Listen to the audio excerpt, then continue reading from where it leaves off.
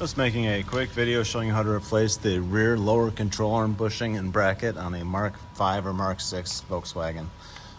First thing you want to do is just pull these 3 bolts off. This is a 18mm socket and these are 16mm. So just take those bolts off. I'm just going to impact them off here. With those bolts out, what I like to do is take some kind of a penetrating oil. I'm going to use Breakaway right now and just kind of spray the bushing. It helps it come off here.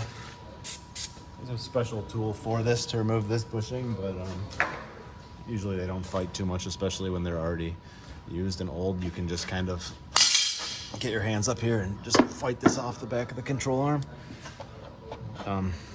If you pull down on it, you can get it right off like that. Pretty easy to remove. I usually just leave the front bolt in there like that, and yeah, come right off. If not, sometimes, if you don't have it come off as nicely as that one just did, sometimes you can use a pry bar or even a pair of channel locks to kind of rotate it a little bit. But usually they're not that much of a fight on these cars. So what I like to do now is the best lubricant for this I've found so far is dish soap. So put a little bit of dish soap on you, whatever brand, Dawn, anything, it doesn't matter. And then take your new bushing and just slide it into place.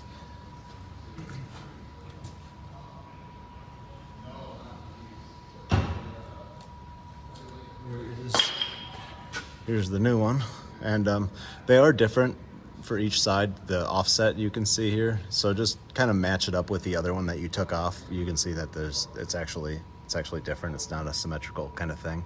So make sure that's the right way, and then slide it in and put your bolts on, and I'll show you what that looks like. Oh. All right, so now arm is in place, slipped right on, super easy. Put a little dish soap on it. Replace these bolts every time you're supposed to. The larger bolt here with the 18mm head, and then these two 16mm bolts. You're going to want to torque these two here to 50 Newton meters and then 90 degrees, and this one goes to 70 Newton meters, then 90 degrees, and yeah, that's about it.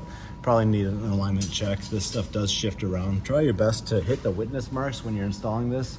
You can kind of see if you look up here where it used to be, where it's cleaned off there, where it used to go up against the chassis. Try to install the new one so that it goes in the same spot as it was, and then yeah, that's it. So thanks for watching.